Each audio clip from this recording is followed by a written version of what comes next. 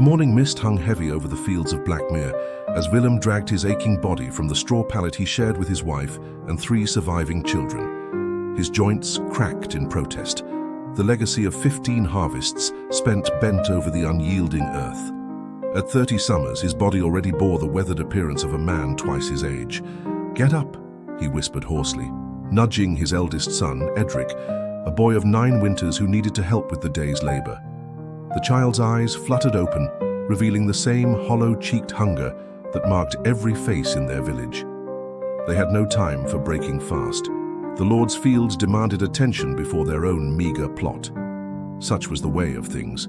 Their sweat and blood nourished soil they would never own. Willem's father had died with a scythe in hand in these same fields, as had his grandfather before him. The wheel turned and nothing changed. Outside their crumbling mud and wattle hut, the village stirred to life. Smoke rose from cooking fires as women prepared what little sustenance they could with dwindling stores.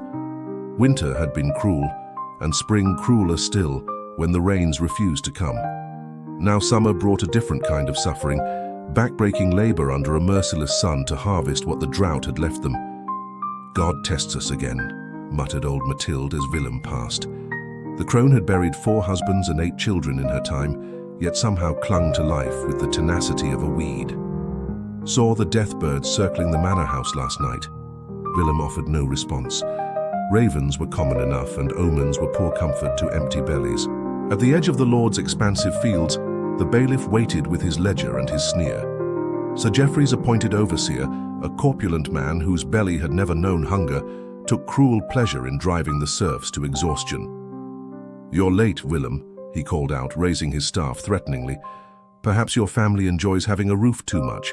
I could arrange different accommodations, the stocks perhaps." Willem lowered his gaze, swallowing the bitter retort that rose to his lips. "Forgive me, Master Thomas," the boy was slow to rise. The bailiff's eyes narrowed on Edric, who shrank behind his father's legs. "Then perhaps the boy needs motivation." The staff whistled through the air, catching Edric across the shoulders. The child bit his lip until it bled, knowing that crying out would only invite more punishment. "Now get to work. The Lord returns from court today and he'll want to see progress." Hours melted together under the punishing sun. Willem's hands, already calloused and cracked, bled anew as he swung his scythe through the golden wheat. Beside him, Edric gathered what was cut, his small hands working with the practiced efficiency of one born to servitude. Midday brought a brief respite, a flask of sour ale and a crust of black bread to share between them. They sat in the shadow of an ancient oak tree, the only place offering shelter in the vast expanse of fields. "Father?" Edric said softly, breaking their customary silence. "Why does Master Thomas hate us so?" Willem considered his words carefully, aware that loose tongues ended up cut from mouths. "He doesn't hate us, son. He simply doesn't see us. To him, we're like the oxen that pull the plow, tools to be used, not people to be considered." "But the priest says we're all God's children." A bitter laugh escaped Willem's cracked lips. "Aye, perhaps, but some of God's children feast while others starve." Their conversation ended abruptly at the sound of approaching hoofbeats. A cloud of dust announced the arrival of their lord, Sir Geoffrey, returning from the king's court with an entourage of armed men. The serfs immediately prostrated themselves, faces pressed to the earth in obeisance. Sir Geoffrey dismounted, his fine silk tunic and polished leather boots speaking of a world entirely separate from the dirt and misery of his bondsmen. He conferred briefly with the bailiff, who pointed toward the northern fields where blight had claimed much of the crop. "Tax collectors come next week," the lord announced, his voice carrying across the silent fields. "The king's war demands payment. Each household will contribute double this season." A collective groan rose from the assembled workers, quickly silenced by the guards' warning glares. "My lord," a brave or foolish voice called out. It was Osbert, whose wife had died birthing their 7th child just days before. "We've barely enough to feed ourselves after the drought. To give double..." Sir Geoffrey's face darkened. "You forget your place, serf. The land provides for you only through my generosity. Perhaps I've been too lenient." What followed would haunt Willem's dreams for years to come. At a signal from their lord, the guards seized Osbert, dragging him to the oak tree. The same tree where moments before Willem had shared a quiet moment with his son now became the stage for a brutal lesson. "Watch closely," Sir Geoffrey instructed the horrified villagers as his men stripped Osbert to the waist. "This is the price of ingratitude." The whip fell again and again until Osbert's back was a bloody canvas of suffering.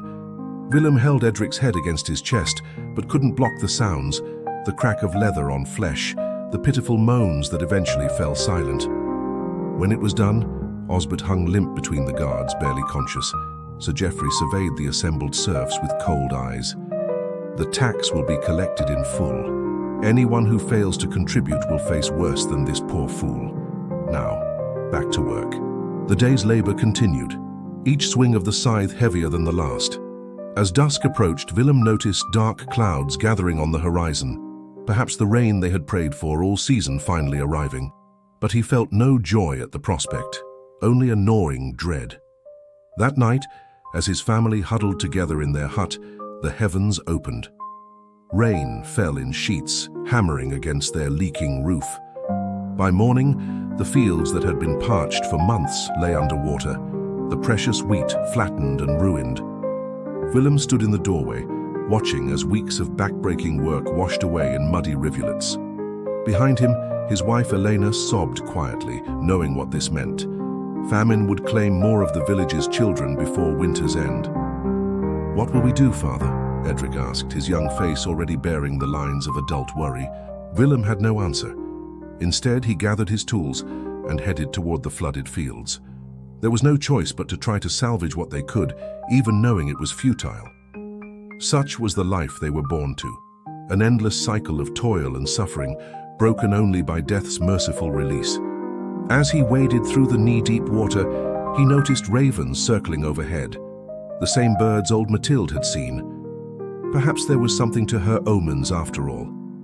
But whether they portended doom for the Lord or his serfs made little difference. In this world, only the birds were truly free. The Lord's men came as promised the following week. They took the grain, the livestock, even the seed that should have been preserved for next year's planting. When there was nothing else to take, they took the oldest daughter from each family with 3 or more children, bound for service in the Lord's kitchens or worse.